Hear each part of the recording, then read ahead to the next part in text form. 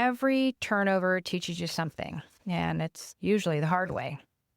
Like the tenant who left us with flood damage and a fruit fly infestation, or the washer leak nobody bothered to tell us about until mold set in. Yeah, or my personal favorite, the tenant who punched a hole in the wall, tried to fix it himself, horribly, by the way, and Jim ended up retexturing, priming, and repainting the whole area. Yep. And any of those are exactly why we built the checklist we're about to walk you through. So stick with us because we're about to tell you exactly what to check and why before you ever hand over a new set of keys. Welcome to your Landlord Resource Podcast. Many moons ago, when I started as a landlord, I was as green as it gets. I may have had my real estate license, but I lacked confidence and the hands-on experience needed when it came to dealing with tenants, leases, maintenance, and bookkeeping. After many failed attempts, fast forward to today, Kevin and I have doubled our doors and created an organized, professionally operated rental property business. Want to go from overwhelmed to confident? If you're an ambitious landlord or maybe one in the making, join us as we provide strategies and teach actionable steps to help you reach your goals and the lifestyle you desire, all while building a streamlined and profitable rental property business. This is your Landlord Resource Podcast. Hey there, landlords. Welcome back to the Your Landlord Resource Podcast. Take what you will with all that we have to say about managing rentals. We are here to inspire and enlighten you all by sharing our experiences and hopefully give you some ideas on ways you can manage and operate your own rental property. I'm your host, Stacy, and I'm here with my co-host, business partner, and love of my life, Kevin Gilroy. Hey, landlords, thanks for being here. So, turnovers. We've done a few of those, right? Yeah, more than I'd like to admit. Let me think. What was our worst turnover? Oh, I know that one right off the top of my head. I know it too.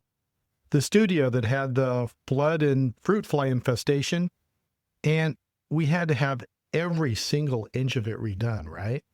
Yep, that's the one. Well, not every square inch had to be replaced. I mean, the drywall was fine, and the kitchen, for the most part, survived. Yeah, but we had to gut the bathroom from the flood damage. We had to do all new appliances because the flies had gotten into every nook and cranny.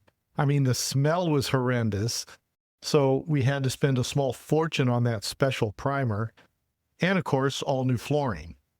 And then we had to replace a window that we were never told was leaking because the nightstand blocked all the damage.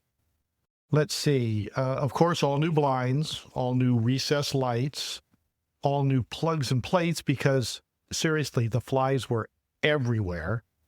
The cleaning alone took us at least a week. And this unit is only, maybe 350 square feet?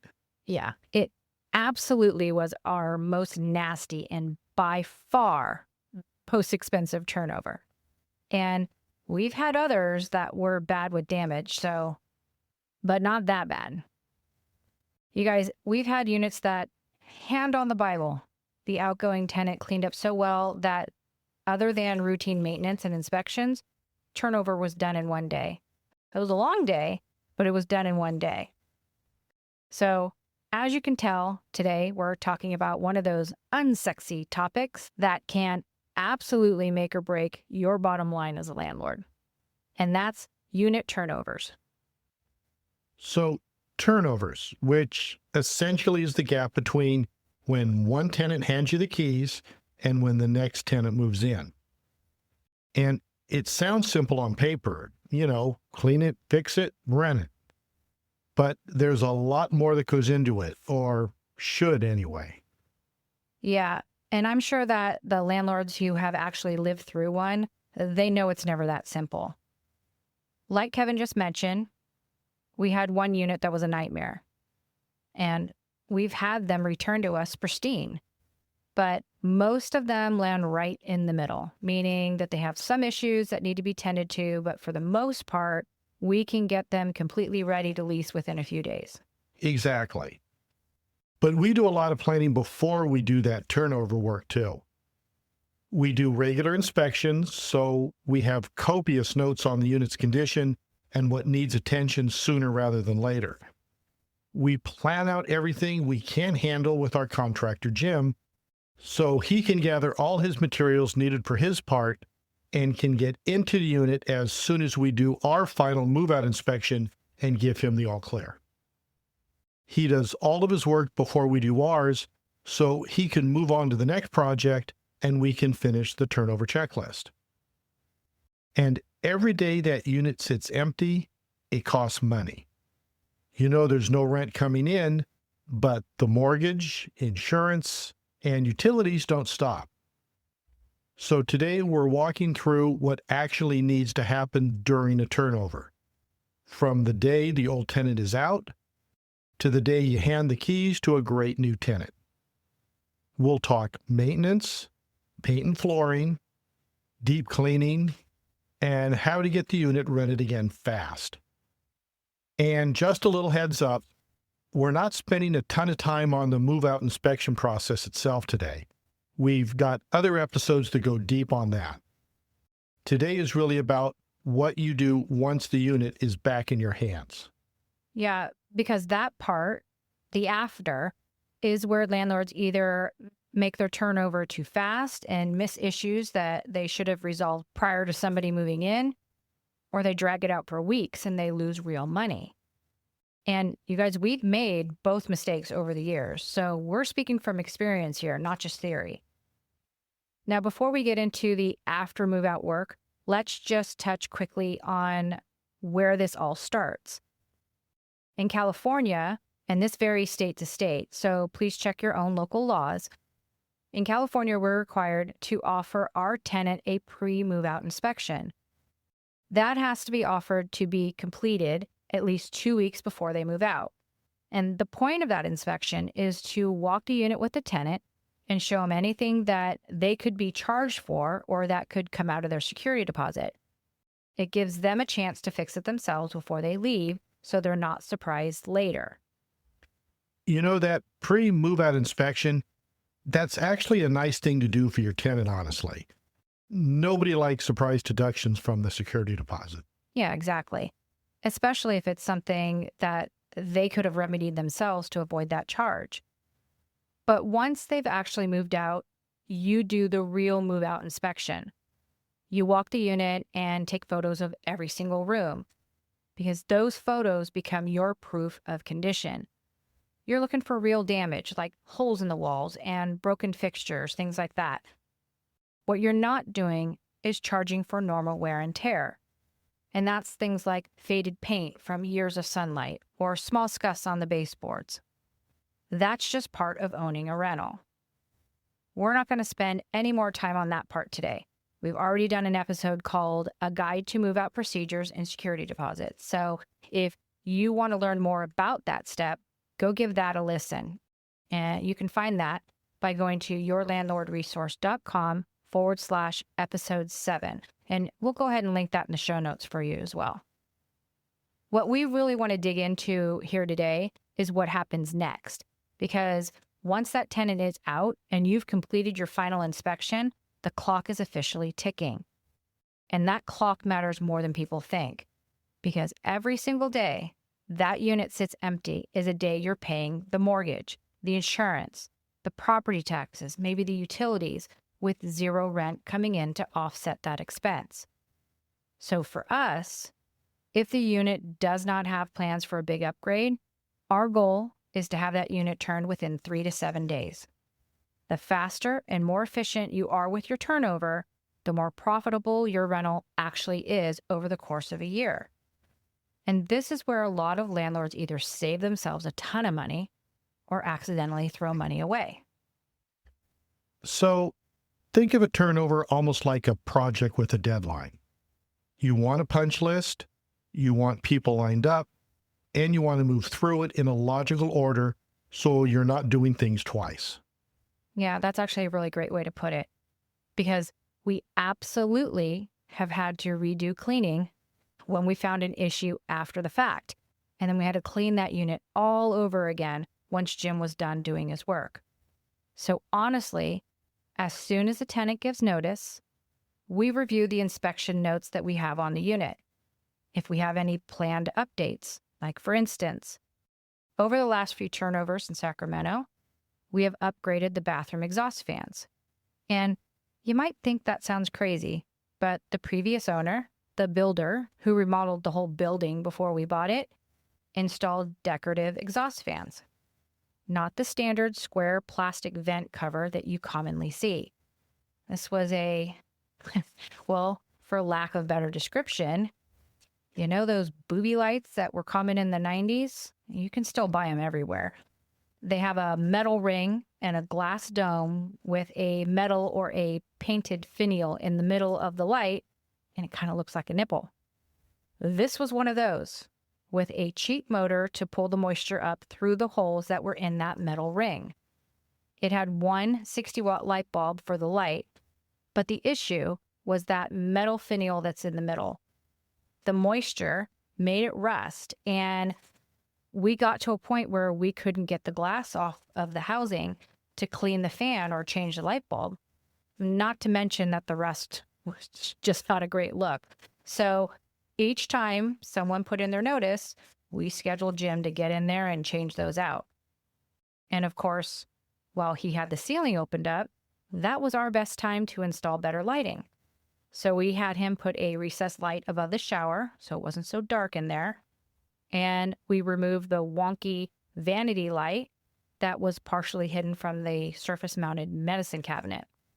And he put a recessed can also above the vanity sink. So this process takes Jim around 7 days in all total, because it's not just taking down the fan and swapping it for another. The new fan box is smaller than the old one, so there's drywall patchwork to be done.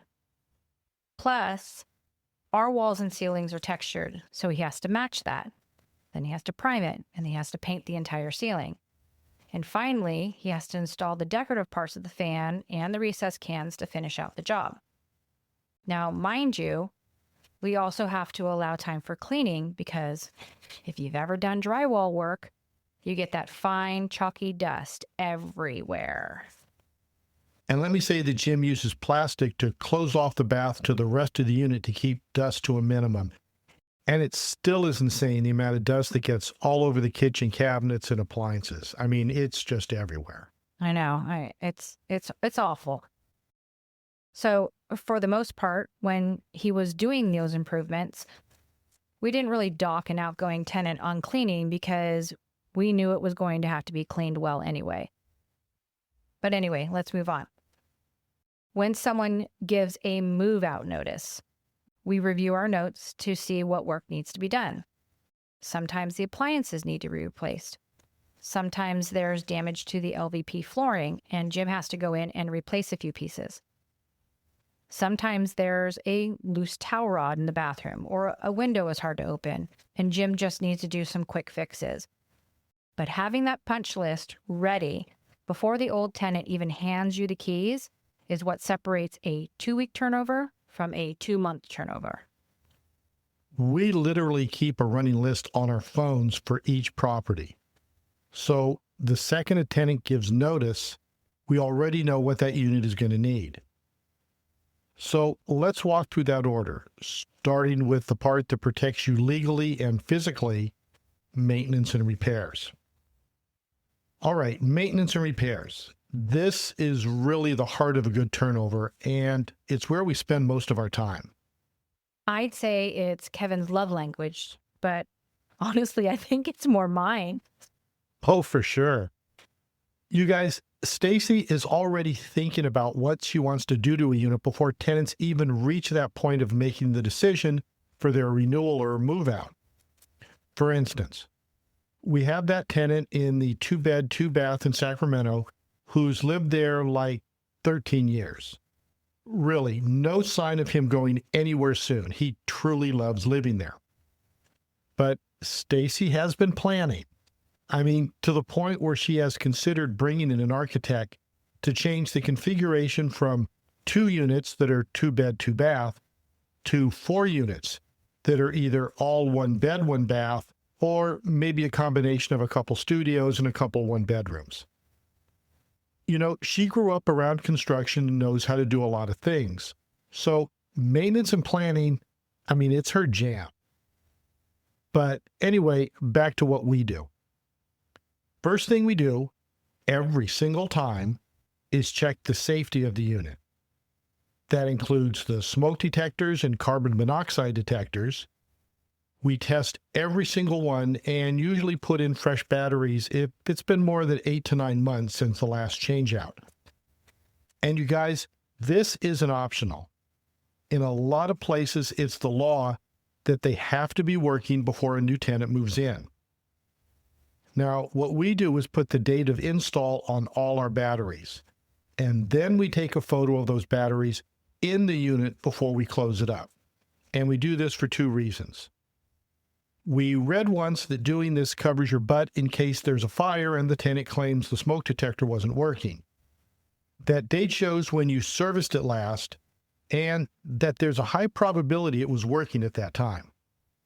I mean, who would install new batteries and then not check the unit to make sure it's working? It also proves you had batteries in the detector in case the tenant decides to remove them. Now, most leases state that it's the tenant's responsibility to maintain the smoke and carbon monoxide detectors after move-in. But your job as a landlord is only to make sure they are working when they move in and have proof of that. Yeah, totally. It's such a small cost in terms of time and money for that much peace of mind. Exactly. And speaking of peace of mind, next up on the safety list are locks. We rekey or replace the locks for every single new tenant. I mean, you have no idea how many copies of that old key are floating around. A family member, an old roommate, a dog walker, whoever. A new tenant means new keys. Every time, no exception. And I know we've mentioned this before, but we're partial to the quick set locks. Most of their locks have an easy rekey system that costs less than $10 for 3 new keys. And I kid you not, it takes like 30 seconds to change those over. If you're frugal, you can save those old keys to use on another unit. Yeah, you just have to make sure that they're marked appropriately.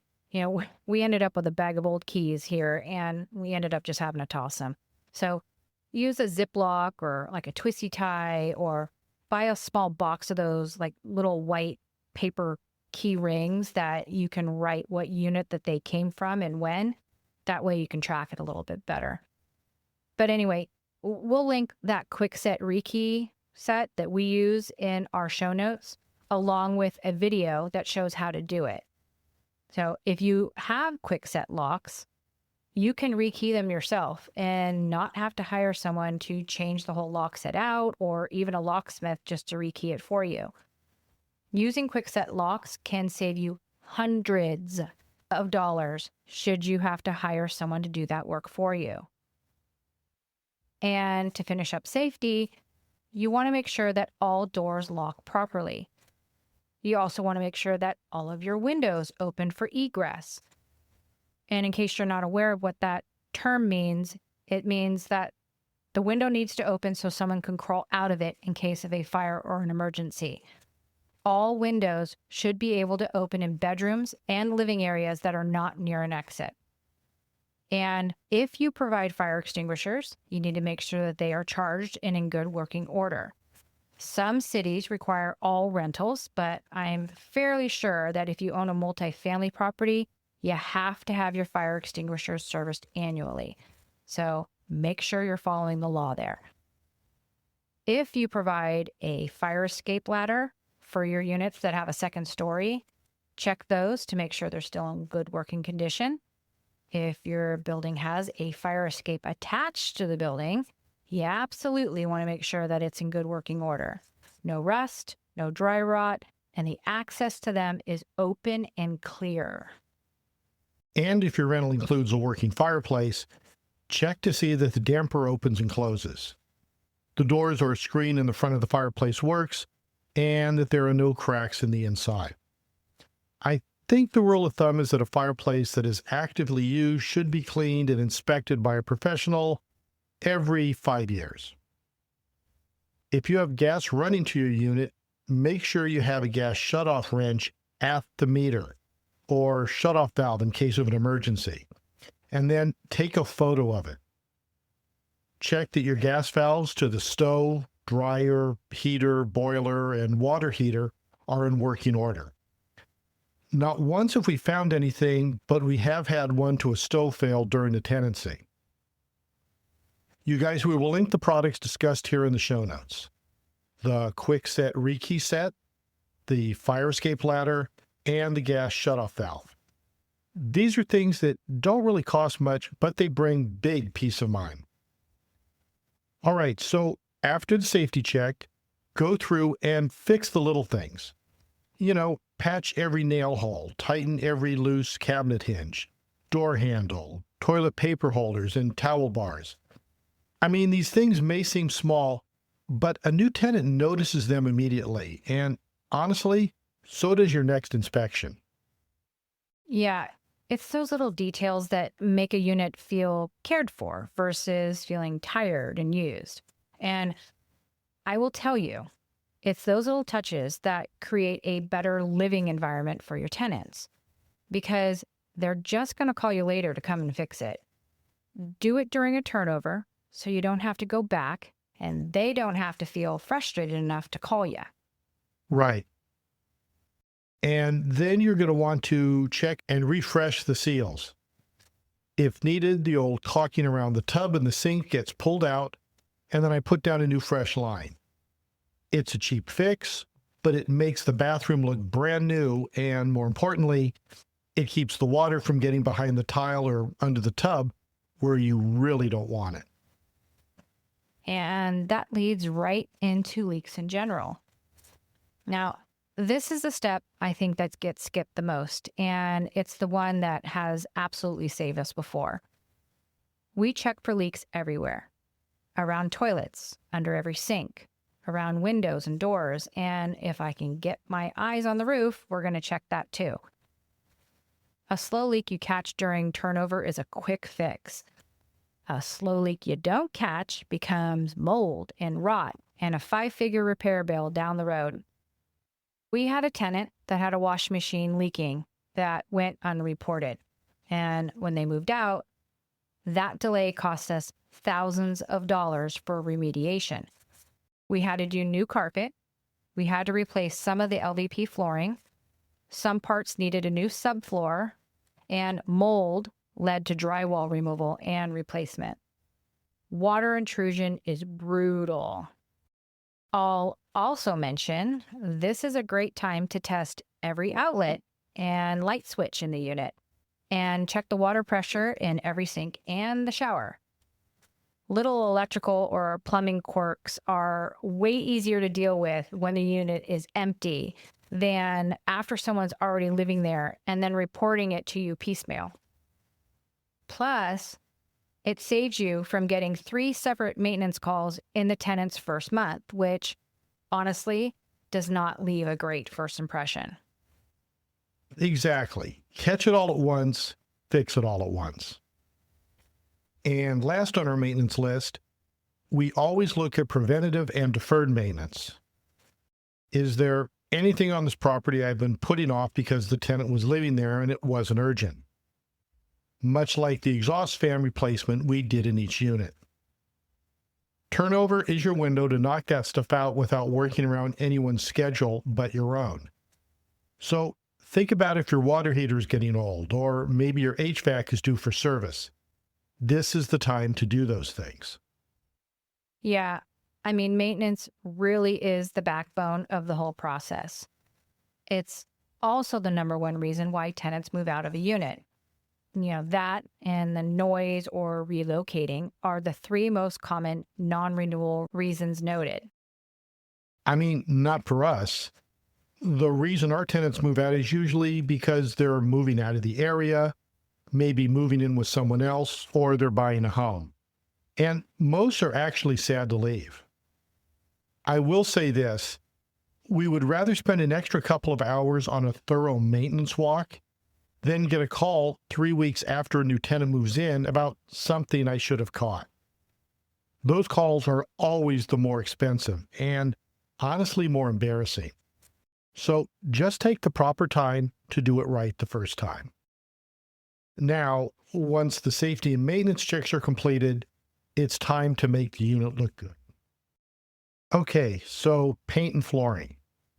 This is where the unit starts to feel brand new to a prospective tenant, and it's honestly one of the best returns on investments you can make. People decide how they feel about a unit in like the first 10 seconds. And besides cleanliness, paint is the fastest way to control that first impression. If the walls have scuffs or scratches, I paint over them. Now, I will say I do not repaint every single wall if I don't have to. This is why it's so important to use quality paint and the same color on every unit. We use a very light gray color called, I believe it's Hush Gray. It was an old Kelly Moore color, but if you walk into any paint store or box store and say you want it, they have the formula. We like it because it's a very light, neutral color. We used to use a lot of tans or beige, but this gray color is much brighter and cleaner looking. But anyway, I'll go around and touch up the scuffs and only repaint walls where more than, 40% or so is marked. This is commonly where the bed was pushed up against the wall or even a kitchen table, sometimes a couch, it leaves that line. It's rare, but if the whole place is looking a little tired or the color is just dated, I'll give it a fresh coat throughout. And you guys, don't forget to look up. I mean, if the previous tenant had a soda explode or drop something on the ground in the kitchen, there might be splatters on the ceiling that need to be painted or touched up as well. And speaking of the kitchen, there's a reason why in kitchens and baths too, that you use semi-gloss paint, because it makes cleanup grease and chemical residue much, much easier. We've had tenants who are partial to frying food leave literal grease drippings from the ceiling on light fixtures. I mean, it's nasty. But that's also considered common wear and tear, you guys. So always use a quality paint with semi-gloss in the kitchen for grease and in the bathroom for things like hairspray. Yeah, and always neutral colors, right? Always neutral. Soft whites, light grays, something that feels bright, clean, and lets the tenant picture their own furniture in that space. There's a term called grayish, which is a combo of gray and beige, and that's pretty popular right now. So our color is more bright because we don't have a lot of natural light in many of our units. But if you're looking to modernize your rental, look at those grayish colors. And just note that this isn't the time to get creative with an accent wall. Save that stuff for your own house. Oh, and one more thing on paint. If you're hiring this out, please get a couple quotes. Painters can vary a lot in price for basically the same quality of work. If you're doing it yourself, budget more time than you think you'll need. A rushed paint job shows, especially in the corners and around trim. Plus, you need that time to prep and clean up. And let me tell you, cleanup is always more than you're going to account for. Yeah, for sure. All right, we're going to move on to floors now. If you've got carpet, it needs a real deep clean, not just a quick vacuum. You want to get rid of any smells, any staining, anything that lingers from the last tenant. I bought a carpet cleaner years ago, and it was the best investment I ever made. I initially bought it for our own personal home, which was wall-to-wall carpets, except for, obviously the kitchen and the bath. But Kid 3 ended up having asthma as a small child, and the moment that we pulled that carpet out, his asthma attacks pretty much stopped. And this was right around when my family purchased the Six-Flex, which had carpet, so I just took the cleaner to use up there. You can also rent them at most grocery stores or big box stores too. It doesn't take a long time to clean. You just can't walk on the carpets for like 12 or 24 hours afterwards, as they dry. We've had tenants who have left some pretty gnarly stains on the carpet, and even though we do keep small scraps in the basement just in case, usually we have to replace the entire room.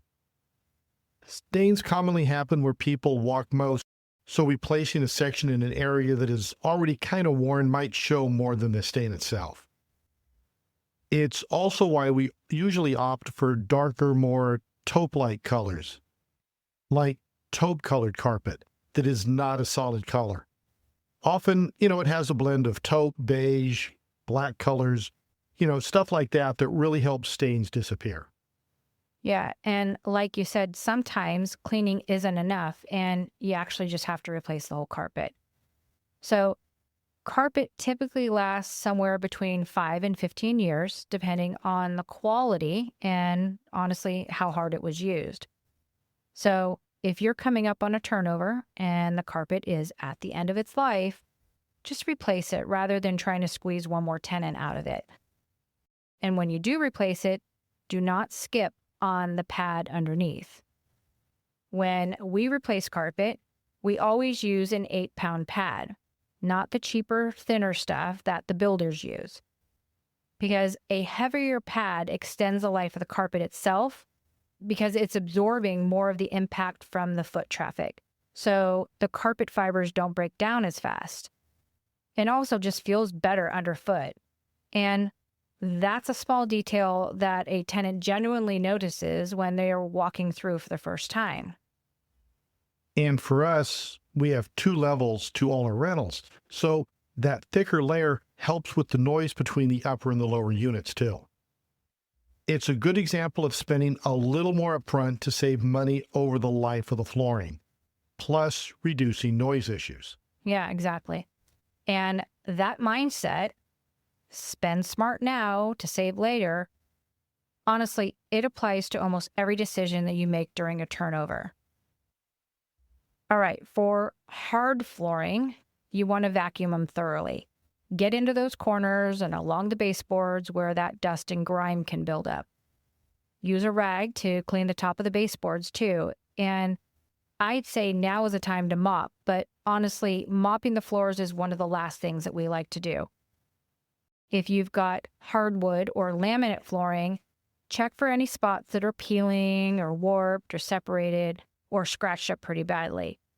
For hardwood, a quick refinish or a couple of replaced planks is a heck of a lot cheaper than a tenant complaint 6 months down the road, or worse, a full floor replacement later on.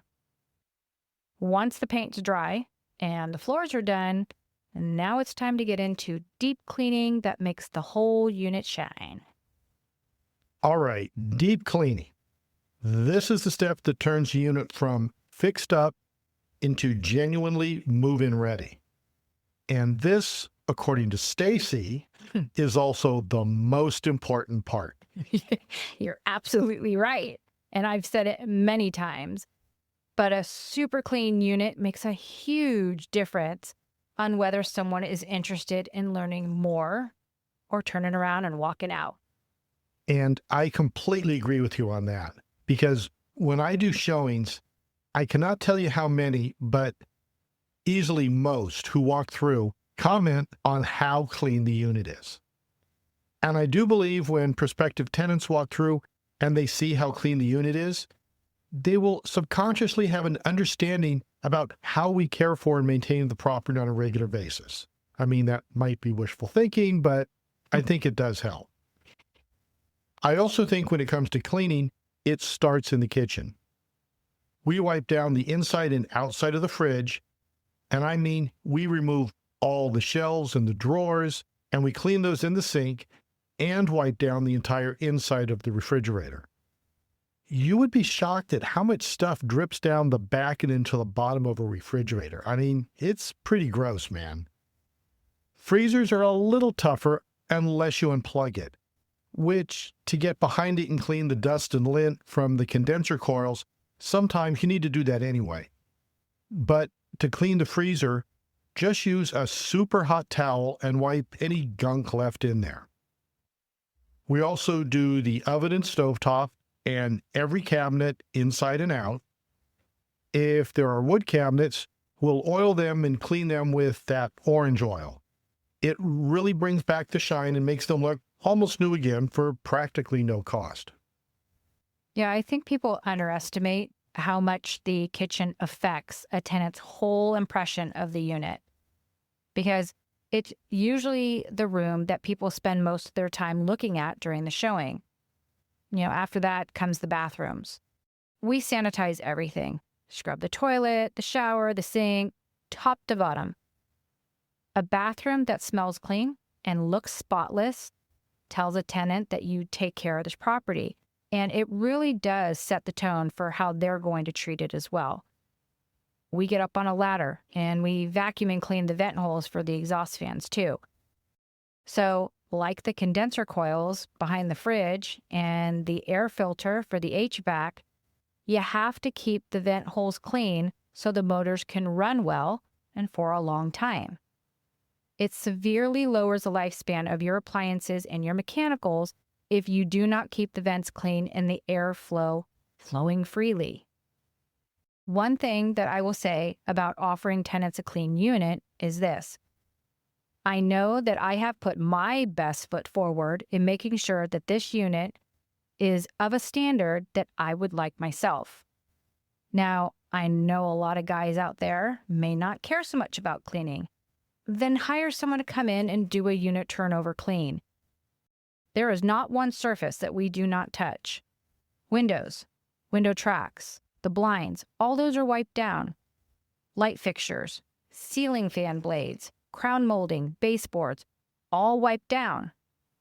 Closet shelves, door handles, light switches and covers, all cleaned, all wiped down.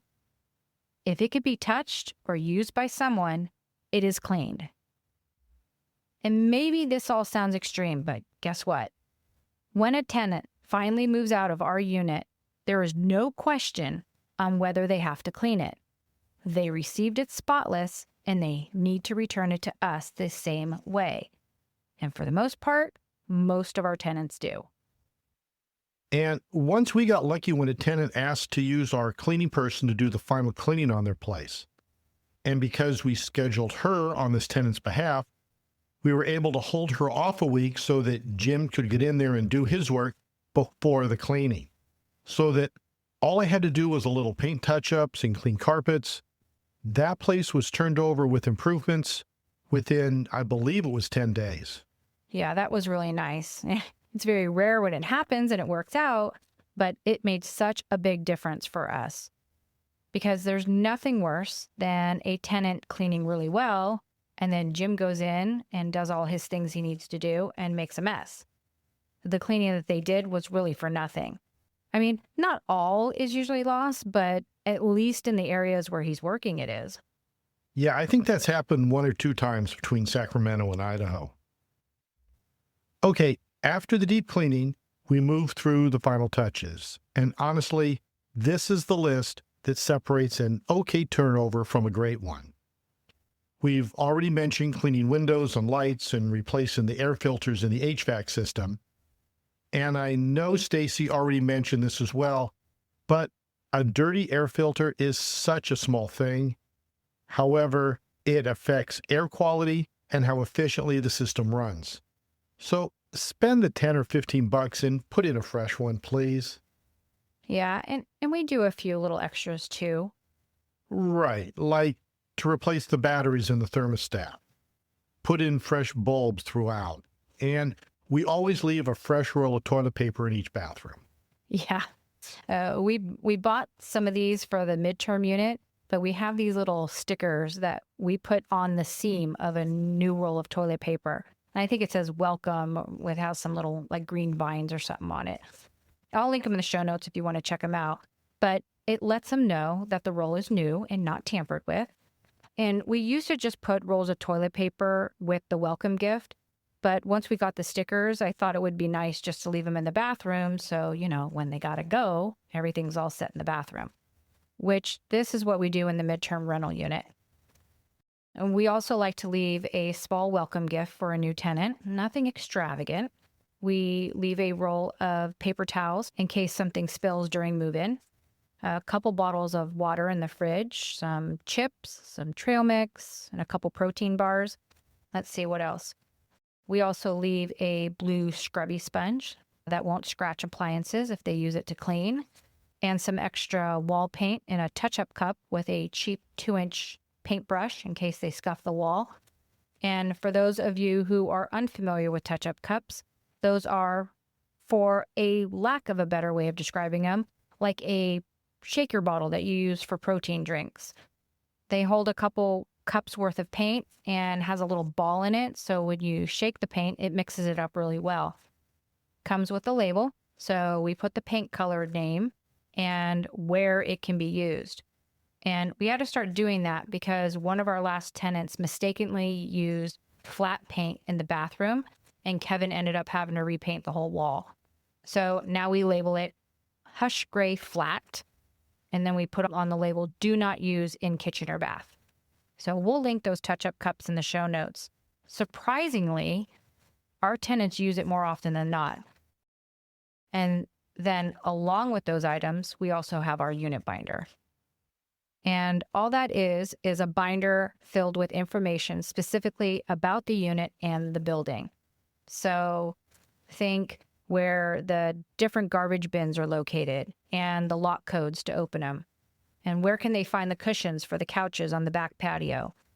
And reminders about how to care for the garbage disposal, which most tenants have no idea on what to do.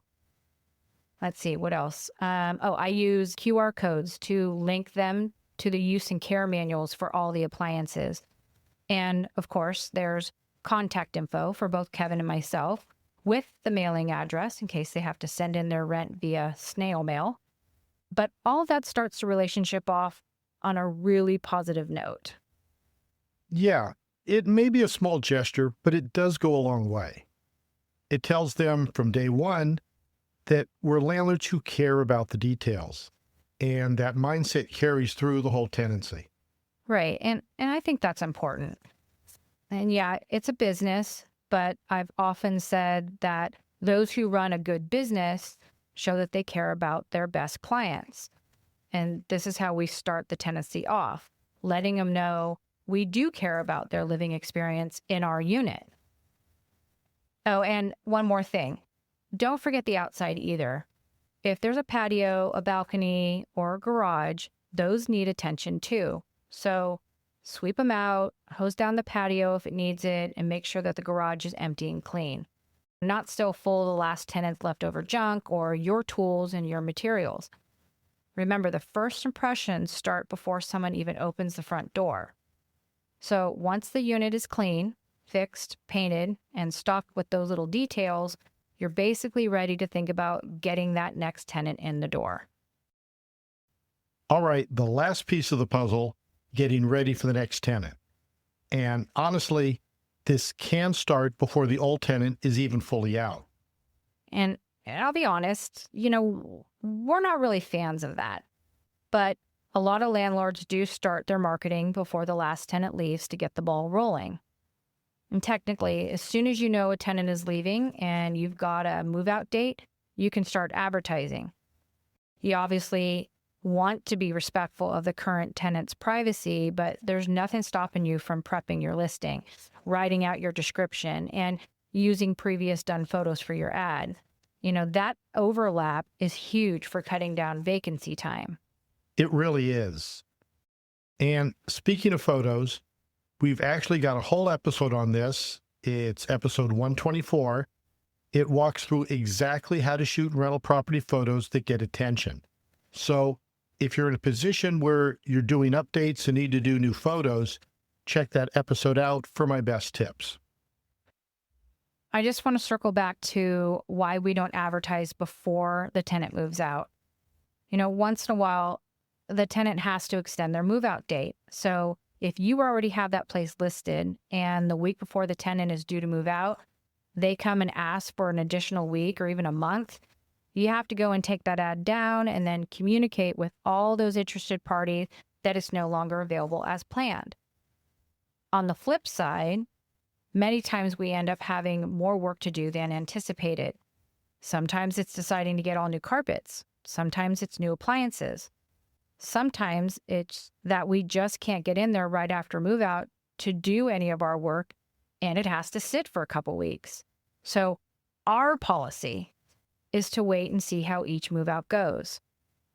If we know that they have a moving truck scheduled to arrive on Thursday and have asked us to come and do that final move out inspection on a Friday or a Saturday, and we know we only have to do minor work and a deep clean, and we're available to do it right then, we would likely post the rental before the tenant moves out and then put a 2-week delay on its availability. Yeah, we've been doing this a while, and for the most part, we prefer to take our time and do it right. That usually means waiting to post the listing until it's ready. And this again is where your reserves come in. Your reserves are there to cover expenses, but they're also there to cover vacancies. This 1 to 2 month lapse in rent we deal with comes from our reserves, or depending on the property, if we don't have a mortgage to sweat over, that rent comes from our monthly profit, which is fine when you own a multifamily property. But for those of you with single-family home rentals, getting rent coming in sooner rather than later is your best bet. If you want to take a deeper dive on marketing in general, go back to episodes 23 and 24. We did a 2-part series specifically on marketing your rental property. That's good to listen to if you haven't caught those yet. Yeah, and we did do an episode on reserves, so check that out if you need some direction on those. I think that's episode 28, and it's called the Cash Reserves Blueprint, Protecting and Expanding Your Portfolio. We'll link that in the show notes as well as the marketing ones. Now, before you actually put that listing out and start collecting applications, there's a few things you want to make sure that are all up to par. And that's checking that your tenant screening criteria is still legal. Landlord-tenant laws change sometimes every year. And so your income requirements, your background check policy, and the way you address pets and ESAs, all those still need to line up with current law in your state or even your city sometimes. So if you're just reusing the same listing from 2 years ago, that's exactly the kind of thing that can turn into a fair housing complaint if you're not careful. And honestly, this could be a great use case for AI tools right now. You can have an AI tool help you check your current criteria against recent changes in your local landlord-tenant law. I want to stress, though, you should make sure you're verifying anything important with an actual attorney before you rely on it. We did a whole episode on AI tools for landlords. I think it was episode 128. If you want to learn more about it, we talk all about how we're using AI in our own business. Yeah, that's definitely worth a listen. Once your listing is live and your criteria is squared away, you're also going to want a solid lease ready to go for whoever you approve. And don't worry, we've got you there too. Our 3-part masterclass on our lease and addendums is episode 32 through 34. That has a lot of good information about what addendums you should or could be using along with your basic lease. Stuff you wouldn't necessarily think much about, like the grilling addendum. That says where they can grill and what kind of grills are allowed. And just so you know, most landlords do not allow charcoal or wood-fired grills because they take so long to stop burning. Another one that is new and likely not even included in those episodes is the addendum for personal micro-mobility devices, also known as e-bikes or scooters. Those have very powerful batteries that need to be charged, and those batteries have a history of getting hot and catching on fire. So a lot of landlords are using this addendum now to cover their butts and tell tenants where those devices have to be charged and how many devices the tenant can have in the unit overall.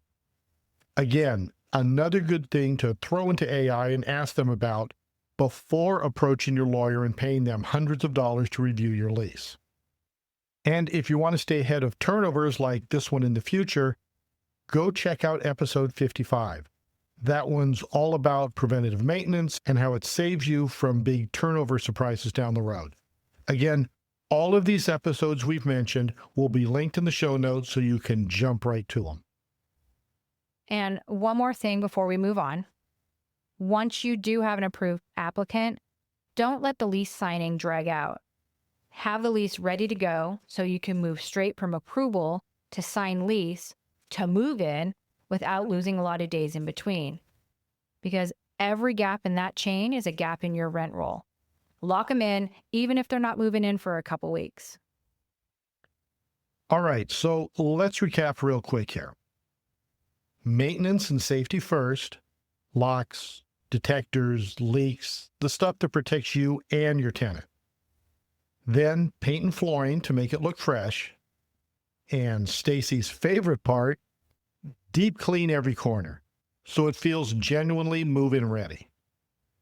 And finally, get ahead of your marketing and screening so the vacancy doesn't drag any longer than it has to. If you want more on any of the episodes we mentioned today, marketing, photos, leases, preventative maintenance, reserves, or AI tools, you'll find all of those linked in our show notes. You guys, a turnover done right protects your property, it protects your income, and honestly, it sets the tone for your next tenant relationship before they even moved in. So that's our episode for today. We will be back next week with another one. Now, I know this was a long one, but per usual, there was a lot for us to cover in the detail we feel necessary to show you our methods and ideas and why they make sense. Well, at least to us anyway. All right, so if you enjoyed what we talked about today, or frankly, any of our episodes, would you do us a favor and leave us a kind review of the podcast? Because reviews help others find out that we're the real deal. And if you want to hear more, follow or subscribe to the podcast so that each week our episodes are downloaded right to your favorite podcast platform. We have newsletters, free guides, and a private Facebook landlord page. If you want to learn more, check out the show notes for this or any of our episodes. Thanks again for sharing your time with us. We really do appreciate it. And until next time, you've got this, landlords.